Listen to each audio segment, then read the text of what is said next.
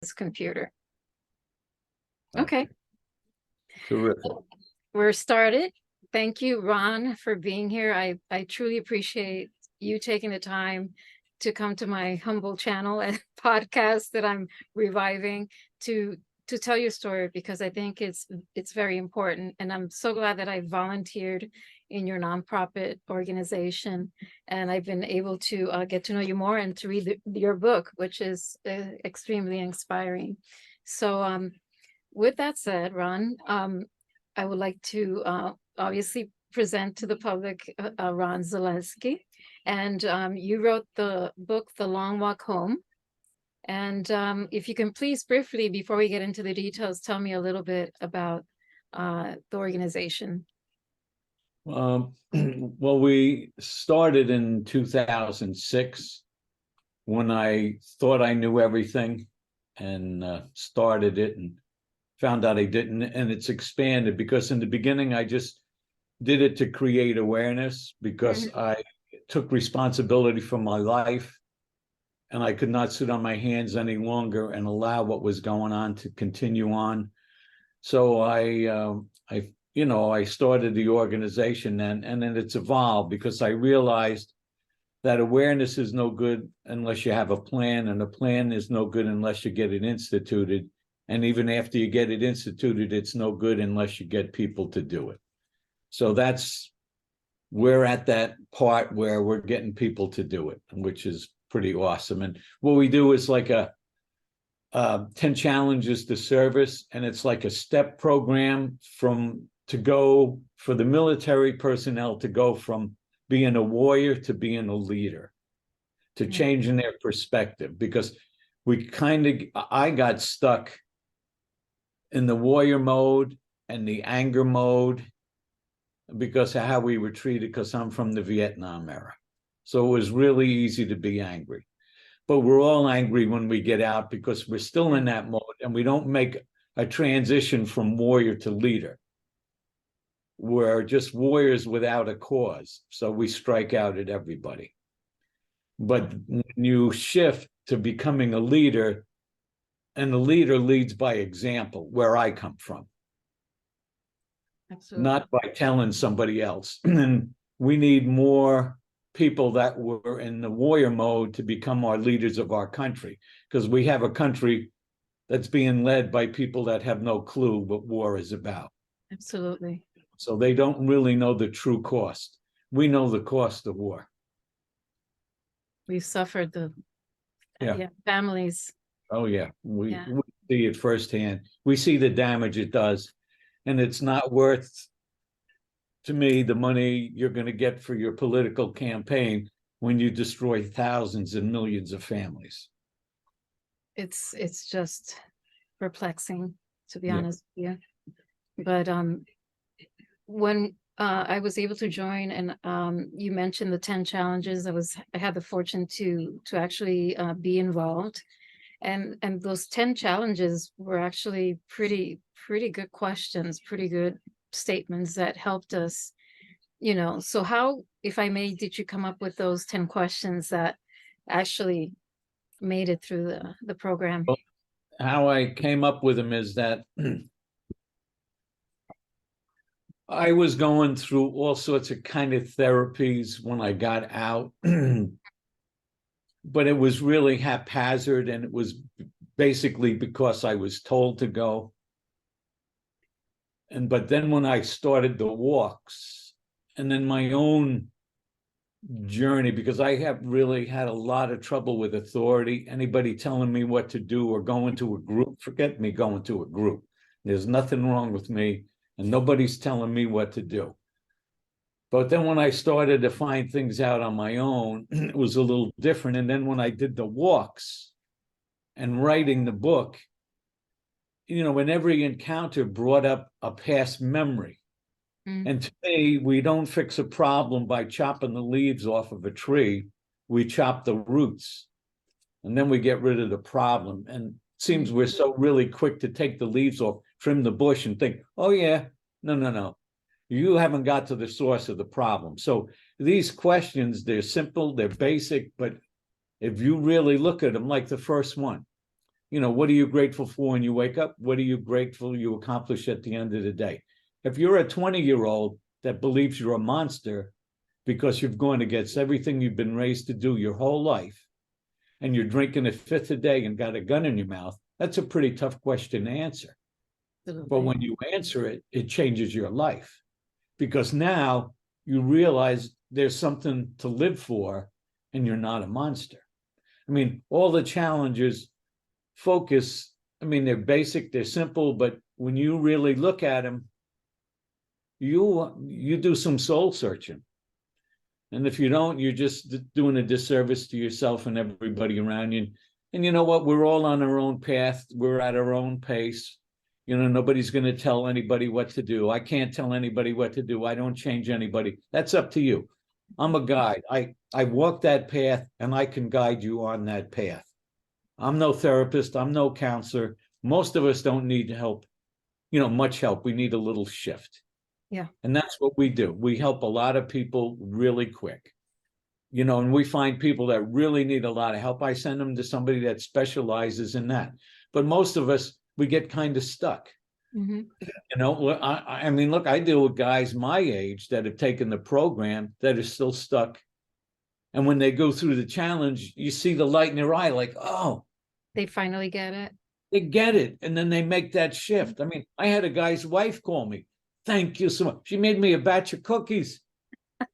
She was so grateful. Well, this is very important, Ron, because you said it sometimes takes a few times for the brain to actually maybe like make that shift, wouldn't you say? Yeah, I mean, Like look, you can go at it 5 times, but then the 6th time, it's when you say, I got it, and the shift starts, like the situation you just mentioned. what's neat, the most powerful way we do it like one-on-one, or you can do it on your own. We're changing that so more people get it. But the most powerful way we do it is when we have a small group, like 4 or 5 people do it, and we go hiking for 2 days. We do a camp out. Now I got you unplugged. Yeah. And now I got your attention. And Yes. now you have 4 other perspectives on that same issue. I mean, the last one we did, which blew my mind, because I've been doing this a lot, and I do the challenges every time we do it. And the one challenge is write a letter of apology to somebody you owe an apology to. This guy said, could I write that letter to myself? And I was like, Wow. Oh my God. Yeah. I said, yeah.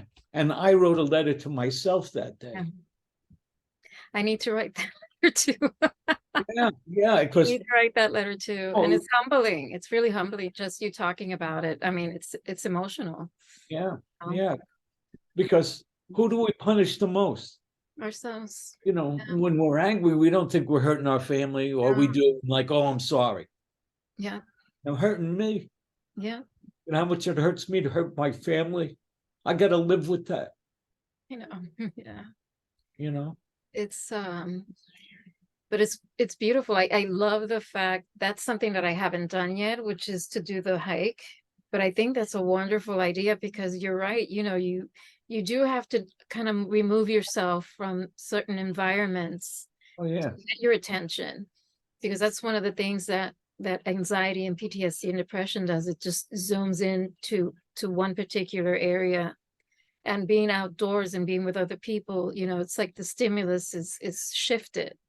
So well, then it's safer, because right here on Zoom, right to my side here, I've got the window, seeing the wind blow. I don't listen to the media, but Terry is just taking everything off out of the yard into the house because she's worried about. And I know you live in Venice. I mean, I don't want to say, but you live close to me. So we're both on that same with the tropical storm, going on right now. So I know. Yeah. So you don't watch the news because you don't want to have. No, because their job is to create fear, and they do a great job. Absolutely. I look at the weather map. I take a look and I see how big the storm is, where it is, how far. Yeah. way far away, and it's not even headed to us. I know. I So know. I'm like, what am I? So we got some wind. Big deal. Yeah. Category 3. We went through a category It was 4. 5. It eventually turned into a 5 from 4 to And we 5. were So in a yeah. 5. So this is a 3. That's like, okay. 1, 2, 3. Better than a 5 for sure. But Yeah. I totally get you. I mean, that's even another conversation, another session, how fear impacts, you know, Oh, the you. mentality through these media outlets, you know. Yeah, it's pretty intense. But going back to the challenges, I love the grateful to being grateful because it brings you to the heart, even though at the moment you may not feel it, because obviously, you know, a lot of the people that are going through this trauma are Mhm. not connected there. They're more here, you know. They're going through the Yeah. mental. So the And gratefulness is grounding. Hmm. the reason we do it, what are you grateful for in the morning and at night? Because I want you to think about what to start your day off thinking about what can I be grateful for? Hmm. And then I want you to go to bed thinking, what am I grateful happened? So that you have 2 positive thoughts on either end of your day. Yeah. And then that sets your whole day. Hmm. You know, I Yeah. mean, everything is done for a reason in those challenges. I mean, Yeah. they're, you know, and to me, what better way? Because if you find gratitude in your life, you're happier. If You you are. know, yeah, if you Hmm. start off your day, what's the most miserable thing that happened to me? Then that's all you think about. Yeah, yeah, I know. I've done that, and you know, I kept hearing gratitude and gratitude. I'm like, oh, this is so, you know, cliche, but it does work. Yeah, You sit down, even if at the moment you don't feel it, but as you continuously feed on it and nurture it, it starts to well up inside of you, and your day does start to change. yeah, But I have to work on the evening because that's true. Before you go to sleep, you should as well yeah. prepare yourself um for the Well, next. I like to be really simple. Like, you Yeah. know, I'm grateful, you know, I didn't get hurt. I'm Hmm. at the end of the day, I'm grateful there was no sand in my food. You know, I got a roof. I mean, to me, the basic things, because Yeah, then everything from there is up. correct. You know, if you can only find, well, I'm grateful that I won the lottery today. And then, you know, I mean, it's hard to top that. Well, it depends what you do with the money. Yeah, well, yeah. And if you're awful, you know, if that's, you know, what you consider being happiness and joy, it's going to be a pretty tough day for you if you have to win the lottery to have a good day, you know. Will be great. Maybe in another time we can go over the challenges. Sure. But in the meantime, you know, again, I want people to know about Ron, and it was a delight to you know, to hear your story personally, and so humbly, you know, you just didn't hold back. And I loved it. You know, you said exactly what you felt, you know, and it just So I got resonated. to stop Yeah, 1 second here. yeah. I Go apologize. ahead. Hmm.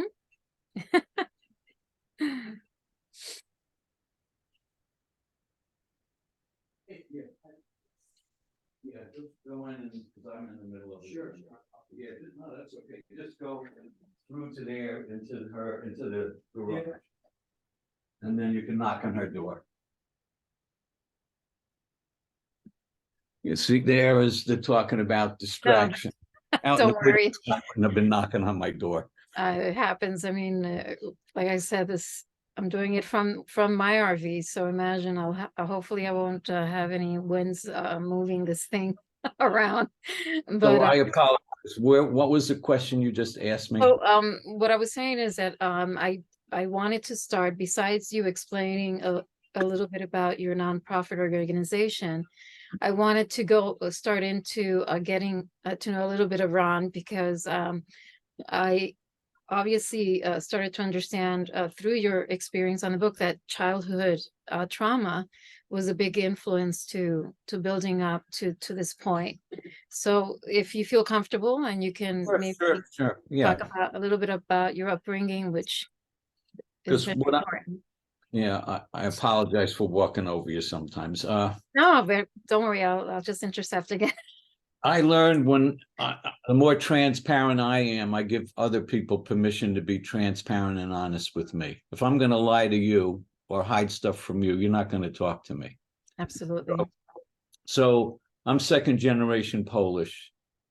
So my father was in this country. He was the first, well, the second. His parents were in here, but he was born in this country. So he, at the age of 17, he had a choice to go to prison for armed robbery or go into the army at the age of 17 for 4 years. So he went in the army, and he's at the tail end of World War II, and he's at Auschwitz when Eisenhower opens up the concentration camps, and he goes in, and they're scraping our relatives off the floor. That's the man who raised me. He was drunk every day of my life. I got beat physically or verbally, and I thought he hated me, but I realized that's all he knew. How to respond to that, right? And he prepared me for the world he saw, which is horror, so that I would be tough. I mean, it's just, how can a child, I mean, he was a child still, right? I mean, yeah, that's 17, now that I'm older, 17, but at 17, I thought I'm a man, but so just that, how do you don't have the coping mechanism to deal with that? I mean, to see that horror. no. So typically they come back. In your case, your father comes back and he's just angry. Oh yeah, angry and drunk. And he was there for us. I mean, he worked every day. Back then alcohol was the drug of choice and everybody did it, so it was acceptable. And to be a man, you had to drink and all that nonsense. And that's how I grew up. And I was ashamed of my father, and I swore I would never be my father, but I didn't realize that's all I knew. That's what we So have. Yeah. So I drank, went in the Marines, got home, got married. My wife and I had gone to a party. I had a few drinks. We had a few words. I'm following her. She's pregnant with my first son. She turns around and slaps me in the face. I saw red. When the red cleared, I'm on the ground and I got my hand on her throat. My hand cocked back to smack her. And when the fog cleared, I realized what I'm doing. I laughed, got up and walked away. That's the day I quit drinking, because I swore I'd never be my father to my old man. But the problem was, my father would beat me physically or verbally every day. I would, instead of hitting my boys and calling them stupid and stuff, I would tear a door off the wall or bust the wall and say how stupid I am and I'm bad. Wow. So I did the same thing my father did to me, only in a different way, because my kids were scared to death of me. Wow. And then they felt they were stupid and no good because they saw me saying it to myself. So I created the same thing. Yeah. Yeah. So that's who I was. And I figured, well, I quit drinking, I'm doing great, but I'm like what they call a dry drunk. And I went to 2 AA meetings, and the second AA meeting, they said to me, "Oh, you're going to be in these rooms with us for the rest of your life." I says, "I would rather drink than be with you clowns," and walked out. The rebel in you. Oh yeah. So I never went to one other AA meeting 30 years later to support a friend. But we each have our own path. We each do it in our own way. And, that's what I did. But, I really had a lot of problems that way. And then, when I got back from the Marines, they called me baby killer, and I'm on the train coming home in my uniform. Well, a version of my uniform. And then I was furious because I don't believe in killing. I was prepared to go to prison for 5 years for not fighting or face a firing squad. And if I can pause you there, Yeah. you mentioned that, yes, you served in Vietnam, you were stationed. No, I wasn't in Vietnam. I had orders to go to Vietnam. My orders got changed because my commanding officer, he and I had a fight. Oh yeah, I read that. So he invites me into his office. When I got my order, he says, "What do you think of that, Zaleski?" I says, "I think the only way you're getting me over there is if you chain me to a helicopter, because I'm not going." So I went in the Marines to hurt my parents. That Yeah, passive aggressive nonsense we do. but you were very against the fact of going because you knew you were gonna be in a Well, position that you were gonna kill someone, and that's not what your and core. I'm real Catholic. No matter what I say, all this recovering or whatever, I grew up in it. I believe it. I believe in the 10 Commandments. It's wrong to kill. It's wrong, and I'm not doing it. Because, and what really sealed the deal, before I was in the Marine Corps, I was in the Merchant Marines. So at 17, I'm working on freighters, and we're delivering military equipment to the Arabs, and we had signed a peace treaty with the Jews. And I'm 17, right out of high school. And you're like, I says, how can you do this? So you saw the discrepancy. Yeah, the hypocrisy of our country. And, when you're a kid, it's black and white. It's yes and no. There is no gray. We make up this gray to make an excuse for ourselves. So this is the thing that soldiers to come back and say, why did we fight? Because we're actually helping the enemy to a certain extent. Yeah. And like, I have guys telling me, was there a purpose I fought? Did it do any good? My friends are missing legs. My friends are dead. I'm all messed up on drugs. Because was it worth it? Did I accomplish anything? And, I don't know. I don't have the answers. I don't get into politics. I'm disappointed in my country because I know we can do better. I love this country. Yeah. And I know we can do better. Absolutely. I know we can. And that's why I do this, because everyone in the military, that's my child. That's my son. That's my daughter. That's my grandchild. I want you to be able to come home as close as you can. And you know what? We're never going to get over this experience. It's going to be part of us forever. But let's use it to our advantage. To fuel us. Yeah. To fuel us. Yeah, not to destroy us, which so many of us do, because, like, I believed I was a monster, and we kill monsters.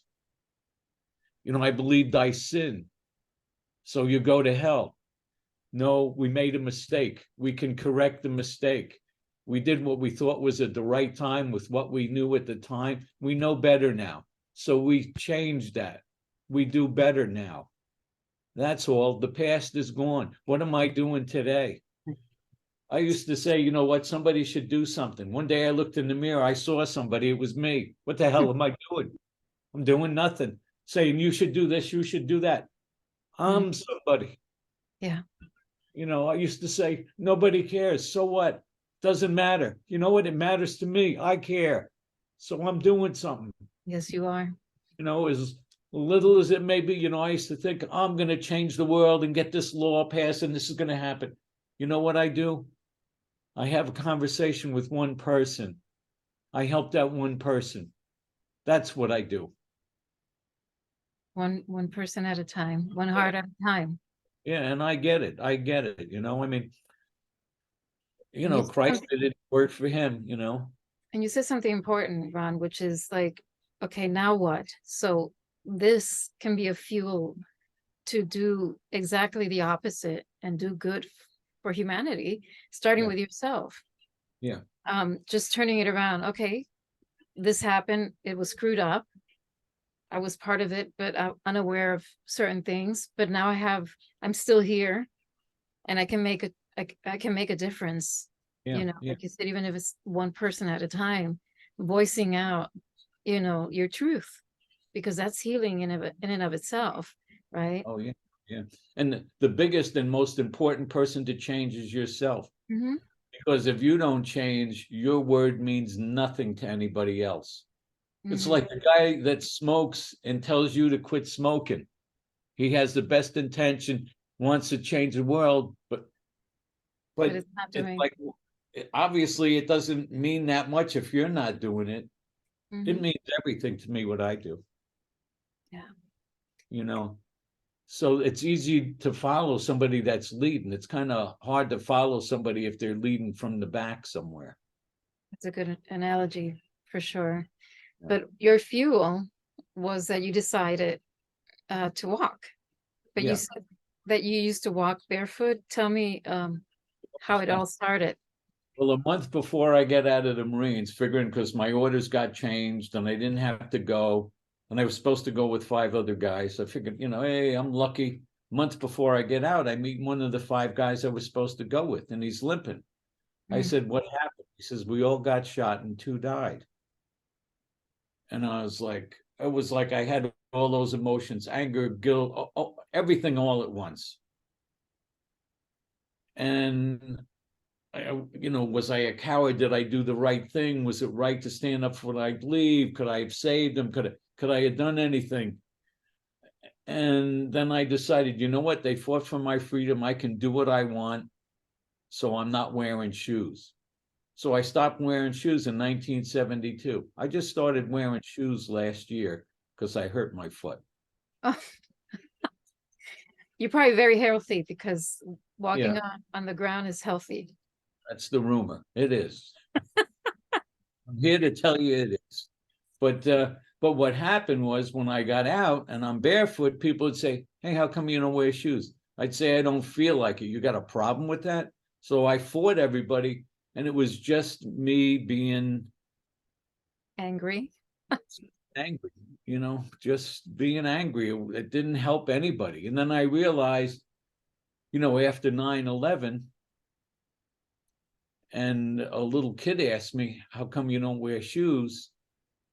It's the first time I didn't have my fingers in my ears when God was talking to me. And this kid said, "Hey, how come you don't wear shoes?" That's the first person I told in 33 years. I'll never forget it. I'm teaching little kids to swim. A little 6-year-old tucks my bathing suit. "Hey, how come you don't wear shoes?" That's the first person I told. And Little person. Unbelievable. yeah, so it was like God hit me with a 2x4 and said, "What are you doing?" Yeah. So when I told that kid, I realized I'm the problem.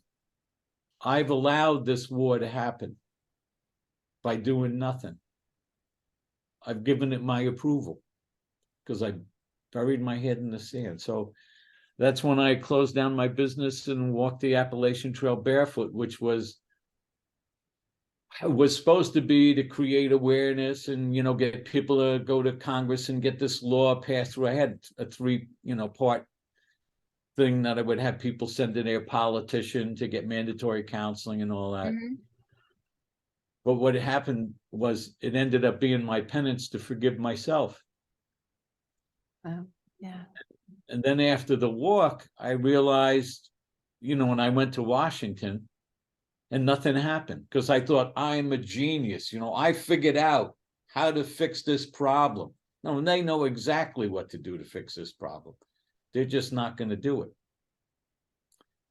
So, yeah, so then I developed a plan, and then I did my second walk and carried a petition, had people sign the petition that I brought to what. Now I got a petition. Now I'm going to make them do this. Now I'm going to tell them what to do.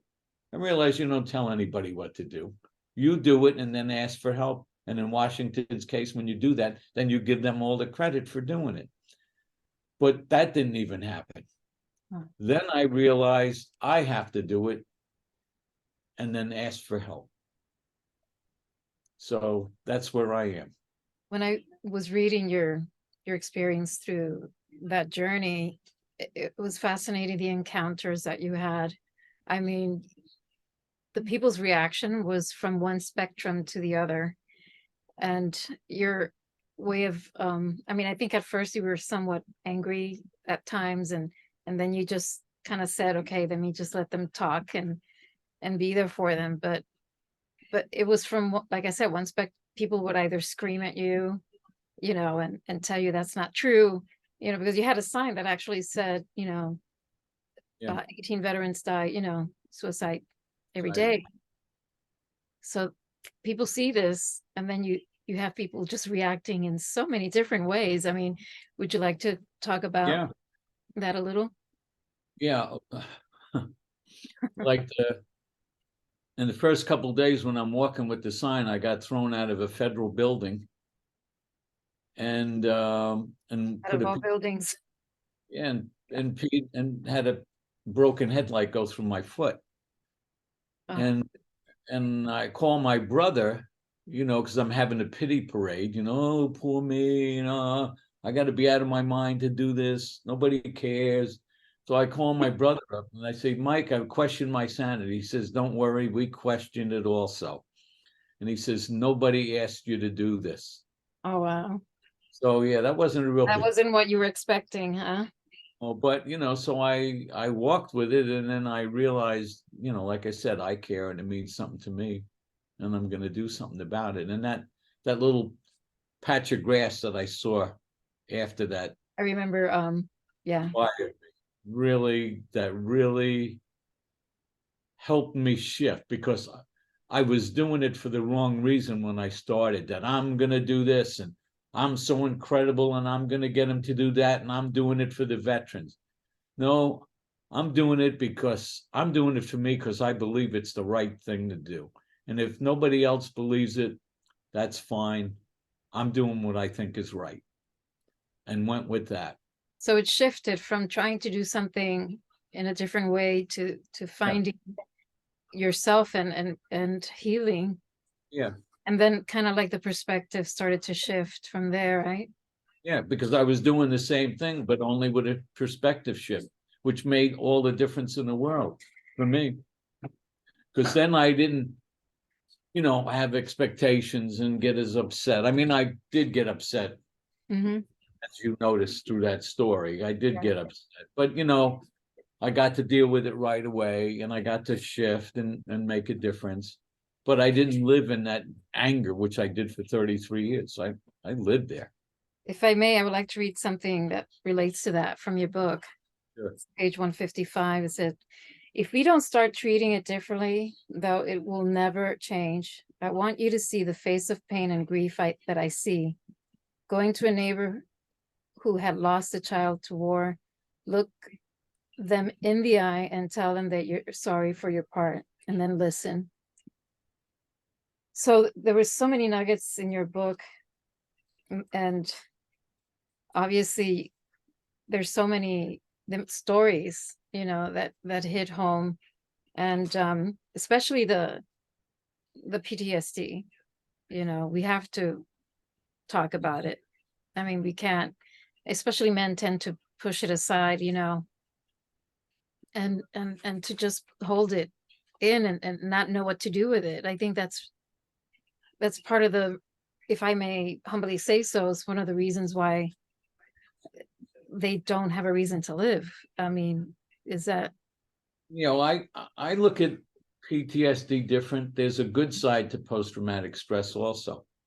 Like, you remember the first time you had a boyfriend and you had a song, and that was your song, and every time you hear that song, you remember him, or that first kiss or whatever. Yeah. Well, that's also post-traumatic stress. Yes. Yeah.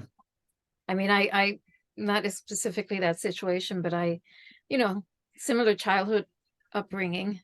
You have that childhood situation that then comes up as an adult, because then you see certain things that trigger you in a relationship, seeing how, obviously the dynamics of your family and mother and father were.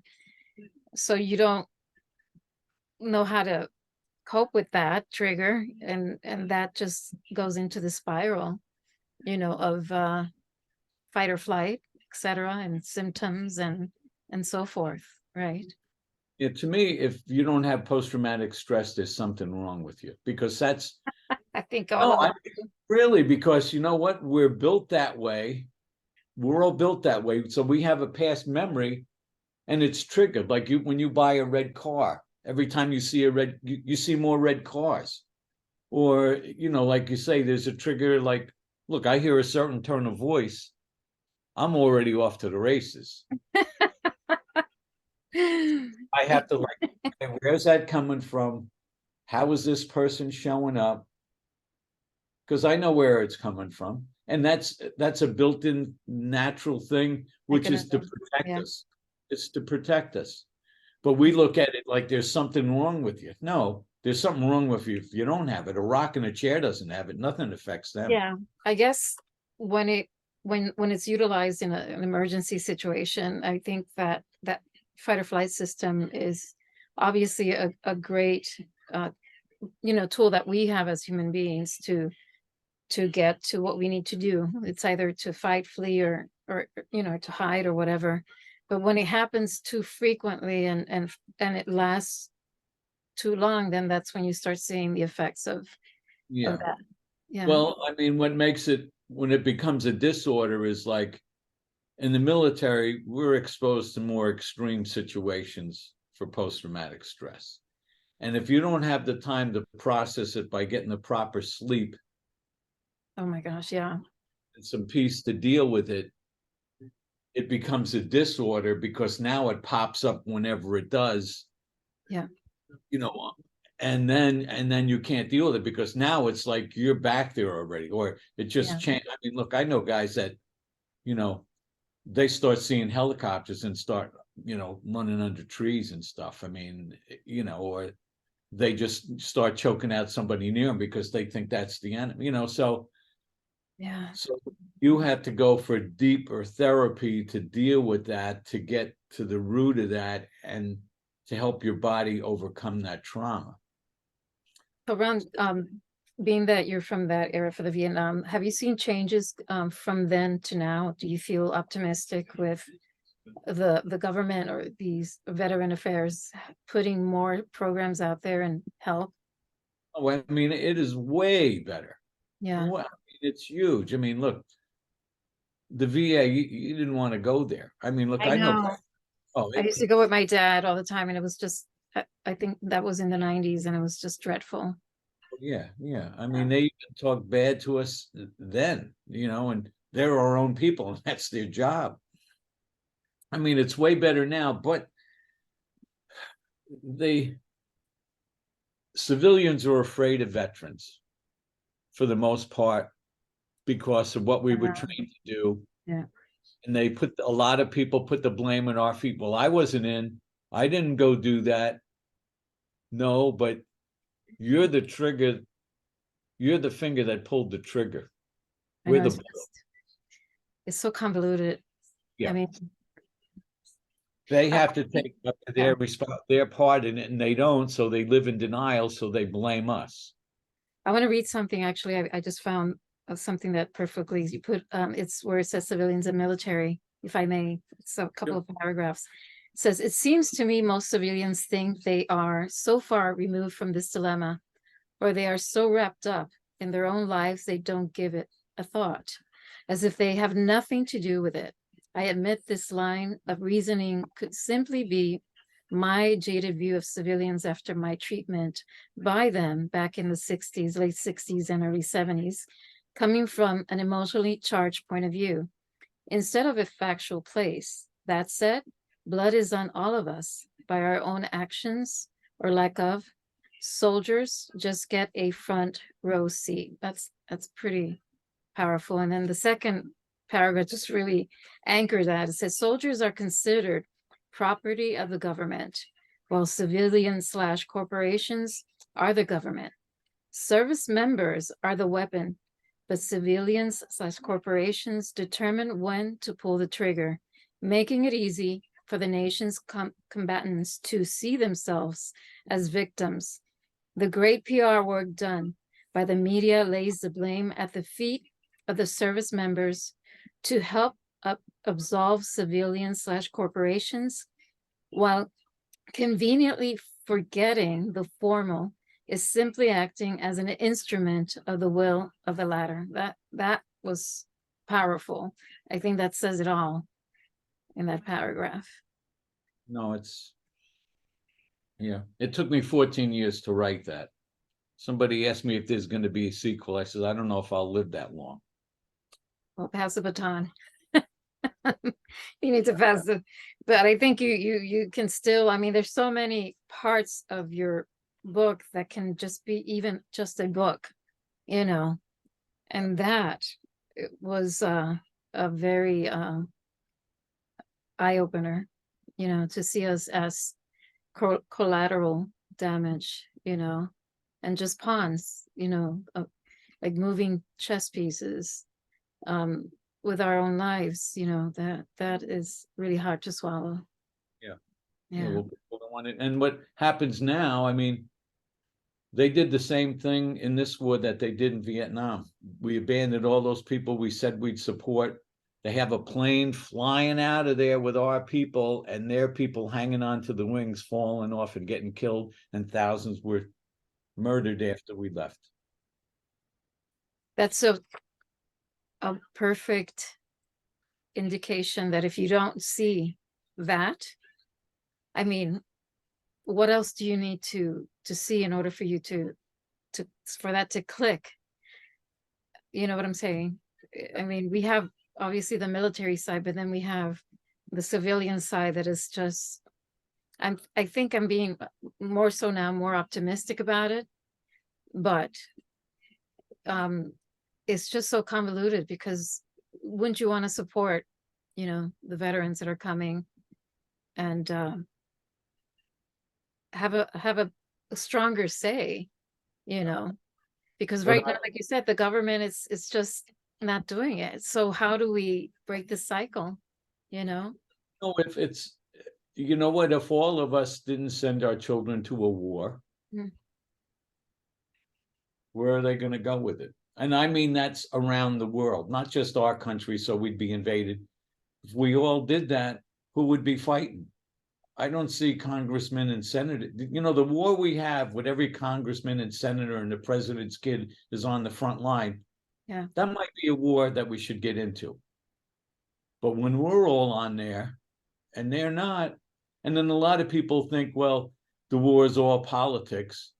And then they thank a veteran, but they don't. I know that's so You know, crazy. It's so, just, yeah. I It's mean, crazy. I appreciate that you thank me that I cared enough that I would do something, you know, to go to do something like that. But to do that, but think that it was a waste, then why didn't you stop it? Why did you let me lose my arms and my legs and my sanity? Because, well,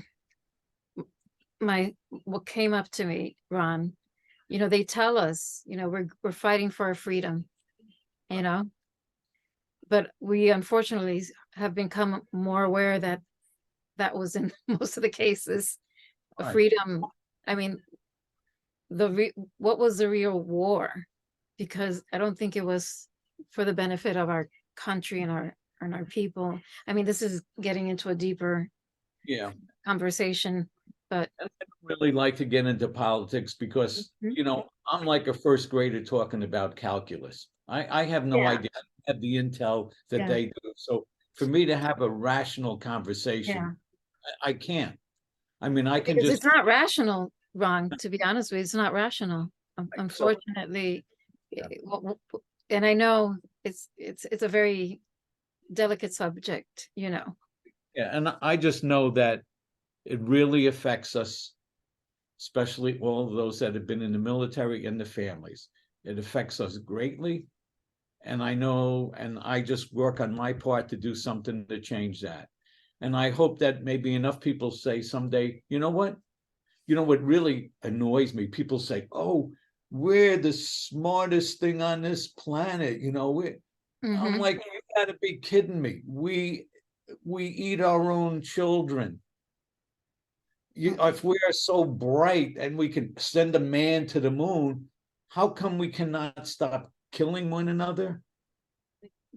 To me, that I have a problem with that. So if we're so bright, why can't we figure a way to, like, hey, let's what's the problem? How can we fix this? And if it's about money, well, let's make a solution that money fix it and not people. I mean, I know, you know, the military industrial complex is a big thing. You know, I get all that. But let's find another way. You know, that's all. And I'm doing this in the meantime.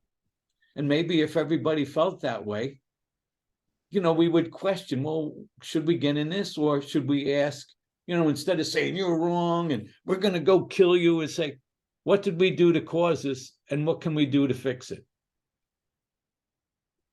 Maybe that would avoid a lot of lives, but okay, obviously we would lose a lot of jobs, but maybe we could create jobs another way by building schools over there and, increasing their economy, doing something. But that's just me, I get off on this tangent, I mean. No, I think you're in the right questioning. I mean, someone like you and I, if we're having a conversation, we talk and there's a problem, we create a solution, and there's always a solution, but unfortunately those solutions are not made by us. And, like I said, I can go on a tantrum on this one, but I feel that it's deeper than that. It's more of a humanity, spiritual war of doing the right thing to accomplish the right solution. And fortunately, you have those who are willing and have the heart to do that, and you have the other side, which is that's not what they want to do. Right. That's how I try to keep it as simple. We create all this, convoluted with all this information, and it's very simple. You want to do good or you want to do bad. You have the choice. And if we're not awakened to the fact that good is, you can go in either direction and know the consequences, then that's when us as individuals need to, like you said, we need to take responsibility for our actions.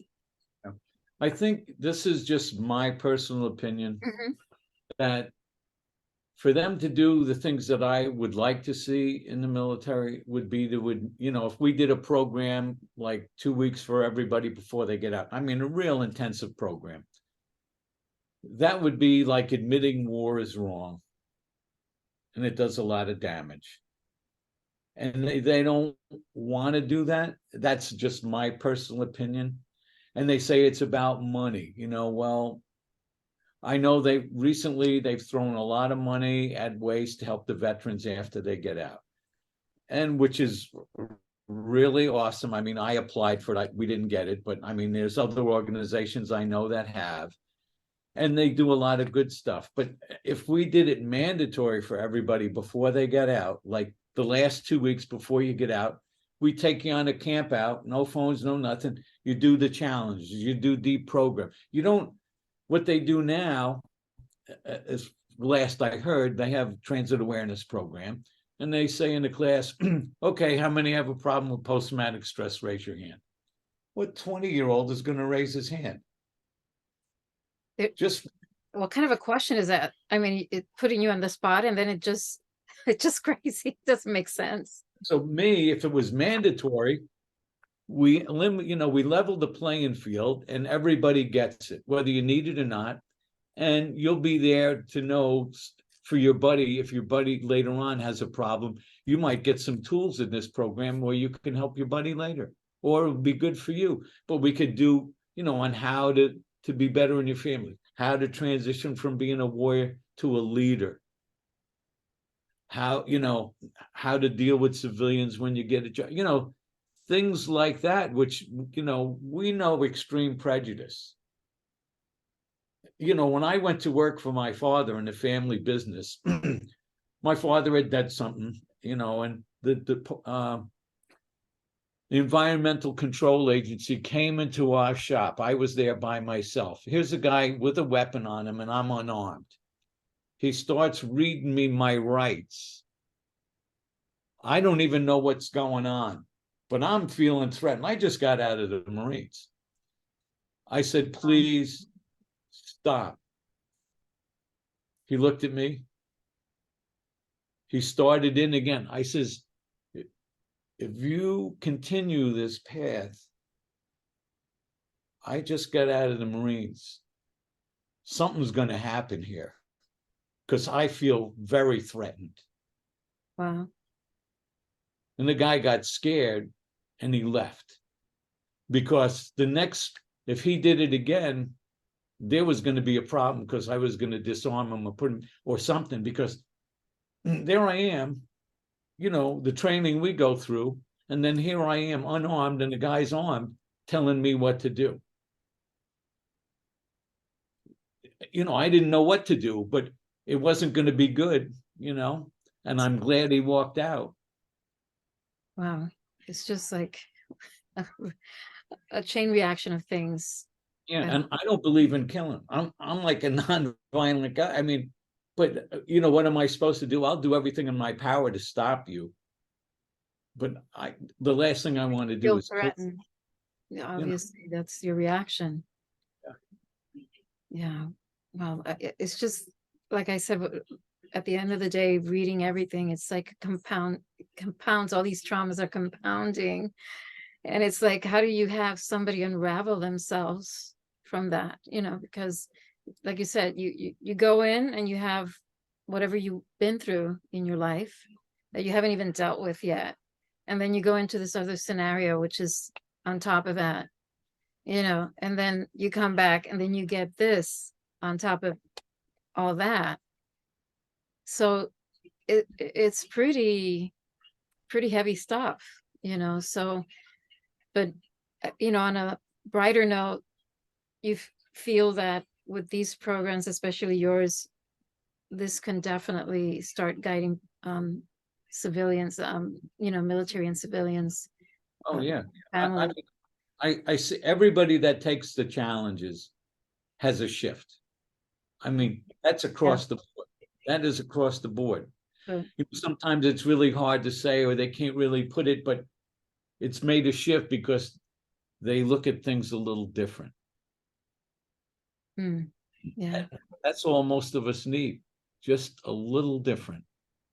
Do you feel like it's hard for these people to look for your program, or do you have to really like find these people that are suffering? Do they volunteer, or you have to like really look for them to help them out? They volunteer, and what we do is we look for mentors. And what we say, for you to be a mentor, you have to go through the challenges to be a mentor, because you cannot lead somebody on a path you've never been. So if you want to help a veteran, this is the first step. Yeah. So maybe you don't need it, but it'll help you, and at least you'll know how to help the next person. I don't know anybody out there who doesn't need help. I heard Christ didn't need help, but I heard he asked for a little help from his father a couple of times. So, I don't know anybody. I used to think I don't need help. I cannot exist without somebody helping me. Yeah. I mean, that is so arrogant. I used to be so arrogant that I don't need anybody. I cannot exist if the grocery store isn't open and the guys don't deliver it, or I have the tools so I can go hunt my own food. I mean, we're all dependent on one another. We don't do it alone. Yes.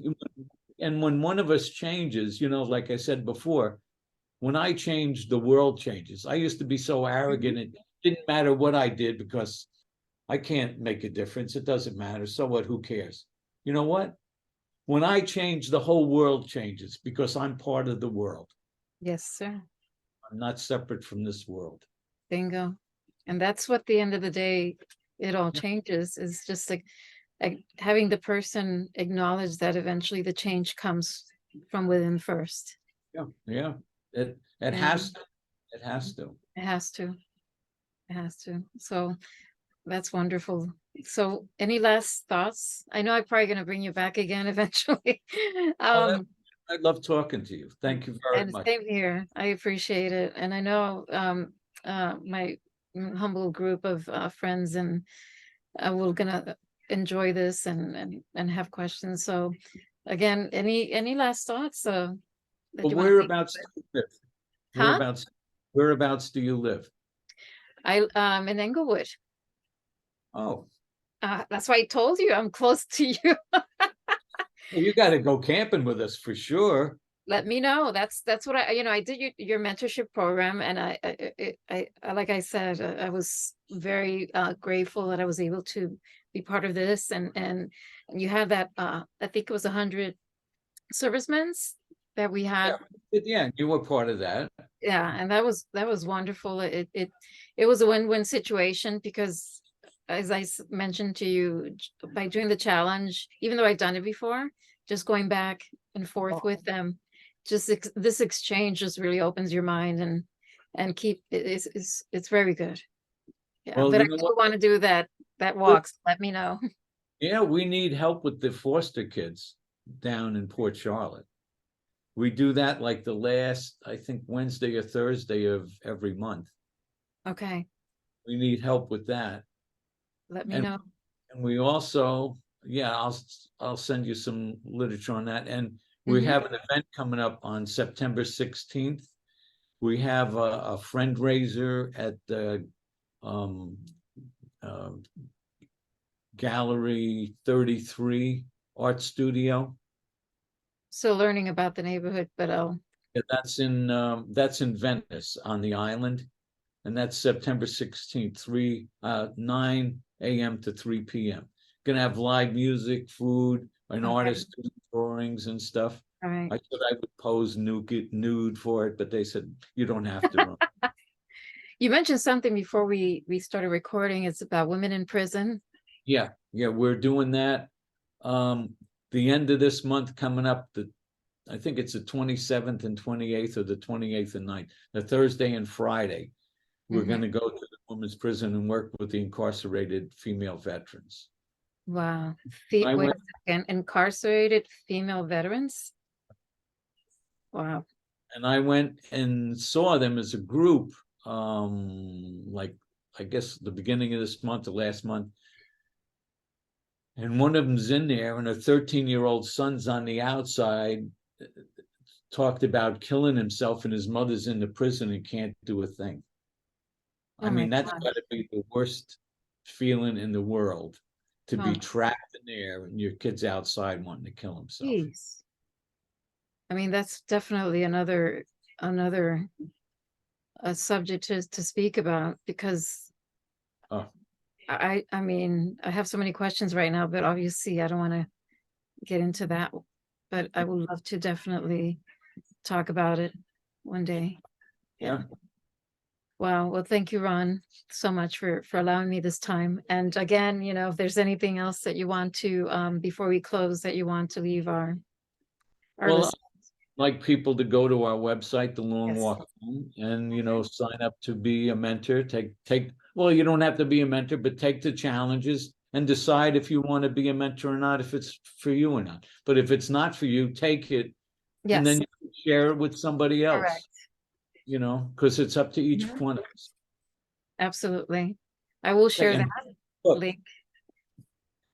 What was that, Ron? buy my book. Yes, I have it. And again, this is Ron's book. Ooh, I have to learn how to do that. The Long Walk Home. And that's his last name. Absolutely. I highly recommend it.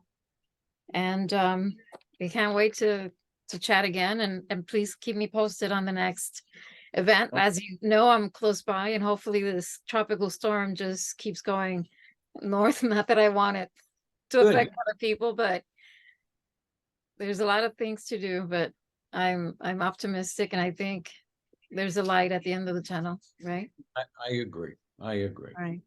Well, thank you, Ron. Hey, I thank you so much. Bye-bye.